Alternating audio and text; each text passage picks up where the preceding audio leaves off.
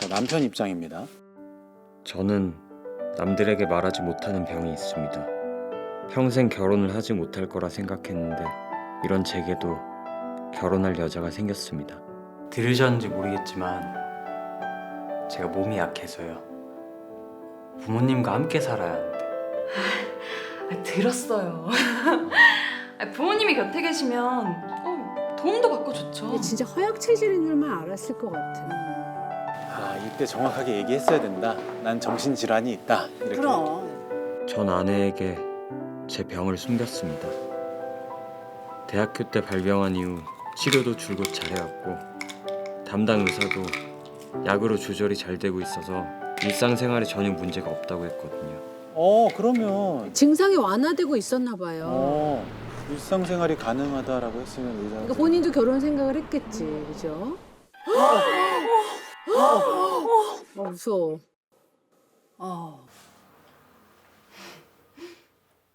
네 마누라 딴 남자 있다. 아 시끄러워. 소리가 너무 커요? 아니야. 내가 좀 예민해서 그래. 미안. 저 때부터 계속 소리가 계속 들렸나 봐요. 들렸나 아까. 오, 나 소름 끼쳤던 포인트.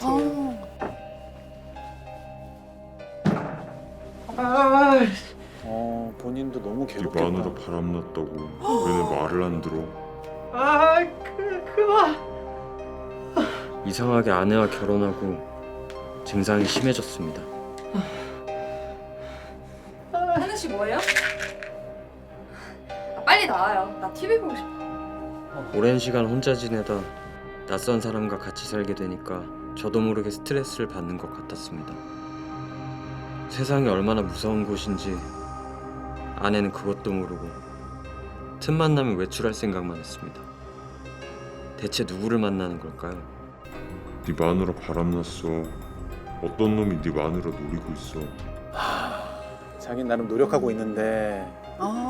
자긴 노력하고 있는데. 뒤에 자꾸 저런 소리는 저게 자기 마음의 소리겠죠? 어디가? 친구 만난다고 했잖아요. 안 나가면 안 돼. 왜요? 그게 누가 당신을 노리고 있거든. 네? 나가지 마. 알았어요.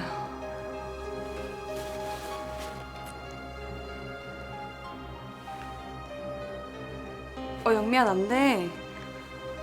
오늘은 못 나갈 것 같아. 미안.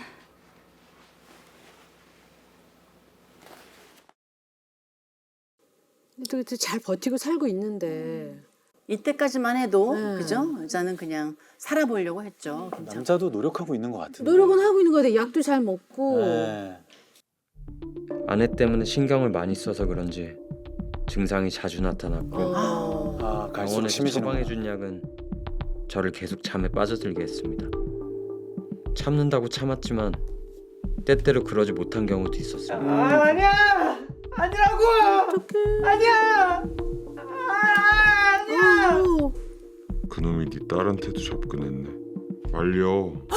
가서 못하게 말리라고. 뭐라고? 그놈이 네 딸한테 딸한테 접근하고 접근하고. 있다고? 누구야? 누가 이런 거 가르쳐줬어? 그래서 딸한테 아예 누구야? 애한테 무슨 이런 싸우는 거 알려줘? 내 아이에게까지 이상한 놈이 접근했다니 이건 정말 참을 수가 없었습니다. 저를 못 참게 만든 건 이뿐만이 아니었습니다. 왔어요? 전 아내가 바람을 피고 있다는 걸 알고 있었습니다. 쫓아왔었나 봐요. 그랬구나. 보고 있었구나. 저렇게만 보면 그놈이 이제 저놈이다라고 확신을 한 거죠. 그죠? 아내의 불륜 현장을 직접 목격했거든요.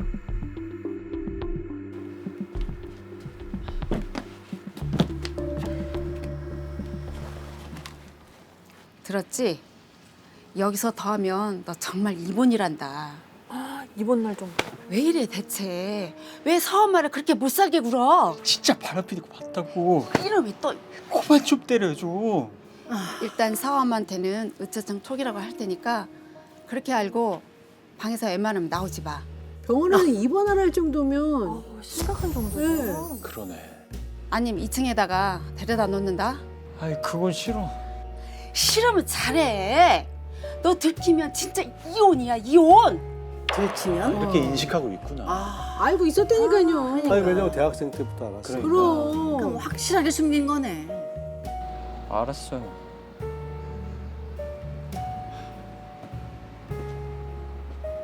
다행히 아내는 그 후로 카페에 가지 않았습니다. 서호 동생 가진 거 아니냐? 잘 됐다, 잘 됐어.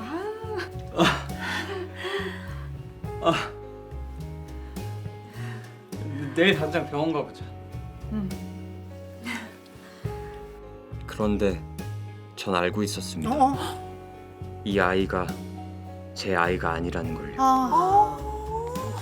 카페 사장 아이라고 생각하나 보다. 물어봐야지. 네 마누라 밤마다 나가는 거 알잖아. 절대 네 애가 아니야. 이거는 안 돼요.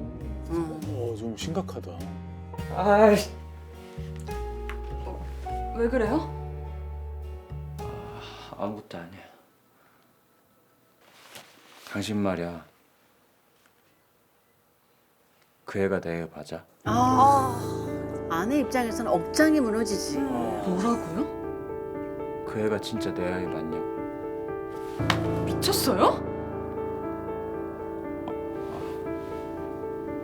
내가 또 잘못한 걸까요?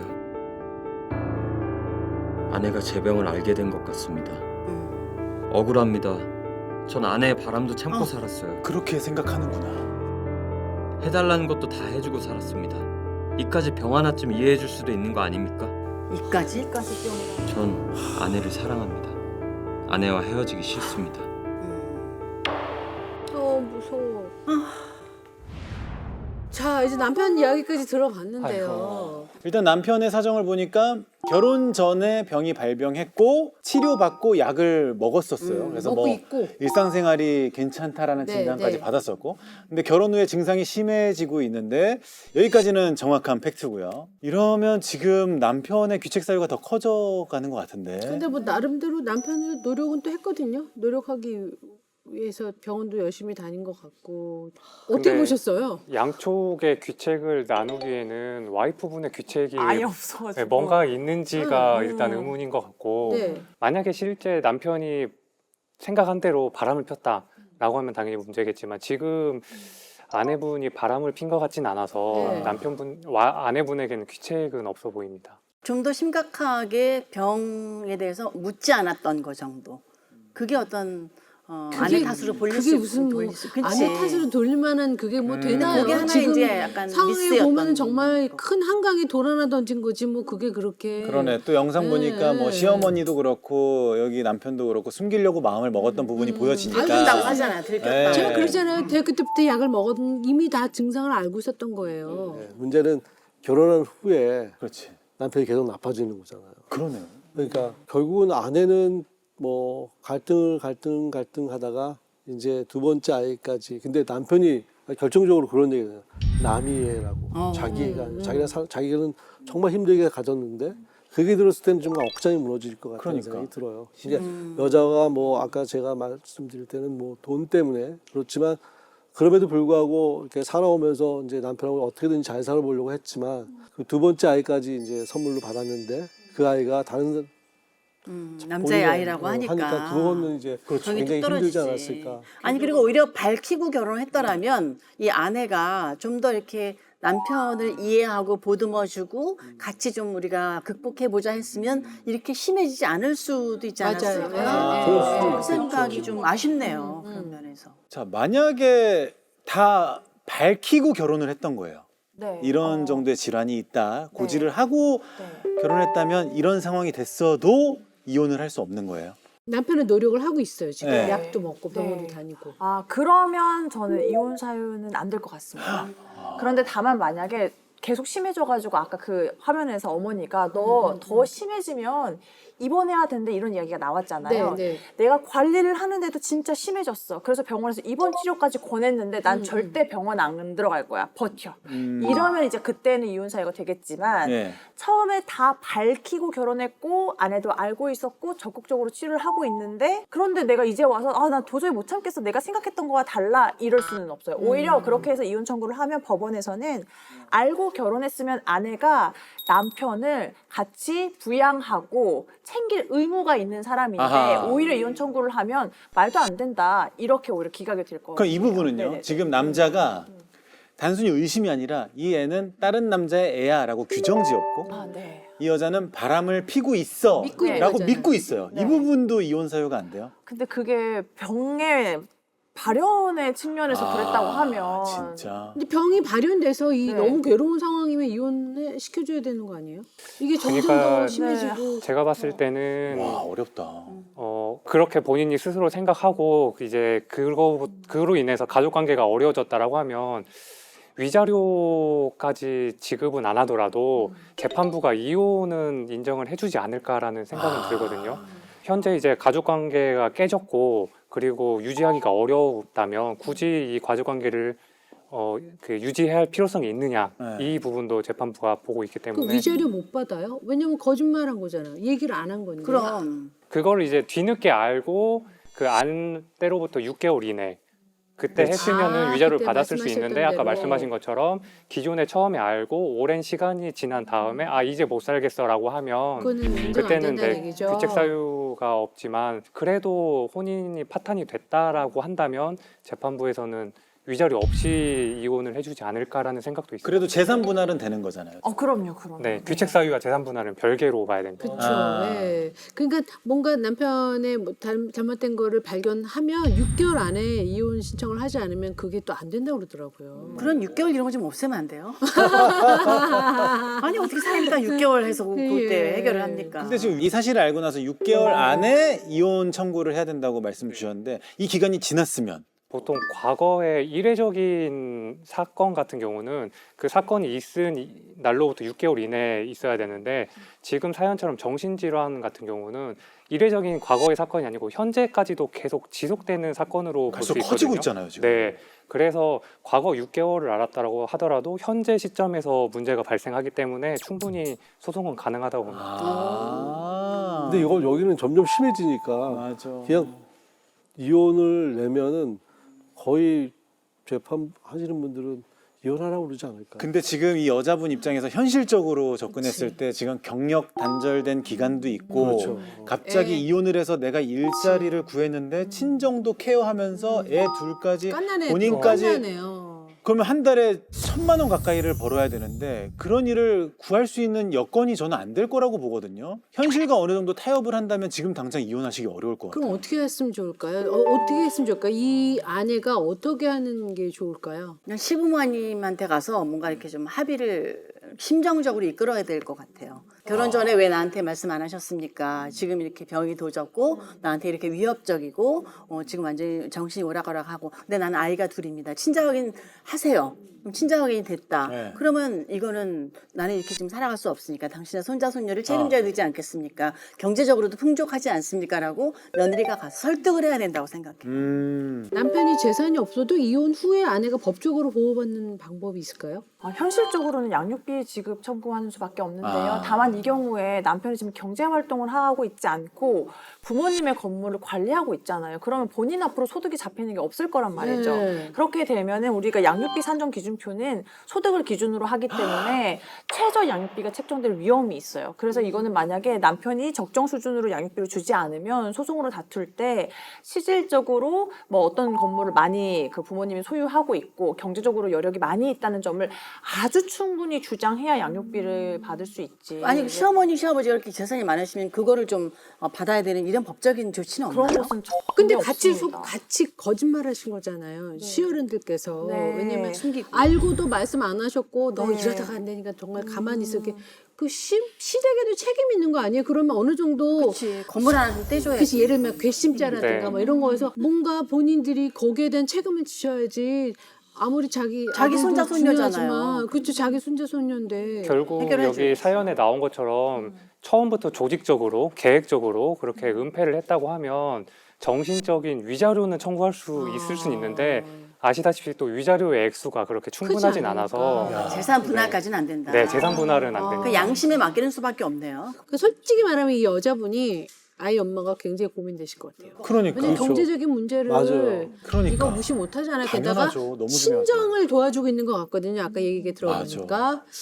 야, 그럼 이거 어떻게 하세요? 그럼 저건 안 돼요. 이혼을 안 하고 계속 사는데 음. 뭐 약간 기러기 부부가 된다든지 주말 부부가 된다든지 함께하는 시간을 좀 줄일 수 있는 방법에 대해서 회의를 좀 거치면 안 되나? 협의가 되면 더할 나위 없이 좋겠지만 네. 이게 법률상 혼인생활 유지하는 대신에 무조건 별거에 이렇게 정할 수는 없어요. 무조건 협의가 돼야 됩니다. 아니 그리고 잠깐 나가는 것도 의심하는데 그렇게 오랜만에 따로 만나면 살아봐. 무슨 짓을 할 줄 알고요. 저는 난 무서워서 못 살 것 같아. 저도요. 변호사님은 어떤 의견이 있으세요?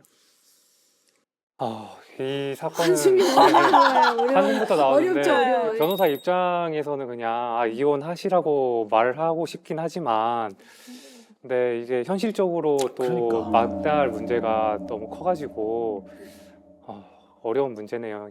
진짜 이거는 오신다고 하면은 소송으로 해결하기는 좀 어려운 것 같고 가족 내에서 적절한 협의점을 찾아보고 정말 내가 살기 힘들고 어렵다면 그때 결정을 하셔야 할 것 같아요. 지금은 이제 고민 단계고 그거를 꺼내서 한번 이야기를 나누시고 그게 정리가 안 되면 이혼하시는 게 맞지 않나 싶습니다. 오늘 그 역대급으로 다양한 의견이 나왔어요. 그러니까 이게 좁혀지지가 않네요. 네. 네. 이혼을 하셔요, 하지 마세요라고 말하기가 참 어려운 상황이니까 네.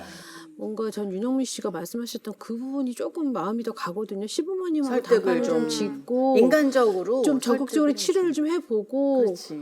그 다음에도 안 되면 그 다음에 그다음 단계를 밟아야 될것 같아요. 그러셔야 되지 않을까 싶은데 감히 또 뭐 이렇게 딱 이렇게 하세요라고 말씀드리기 참 어렵네요, 그죠? 정확한 네. 해답이 없어요. 자, 어려운 숙제로 남았습니다. 살까 말까 11번째 이야기 마무리할 시간인데 방송 보시면서 아마 많은 분들이 또 네.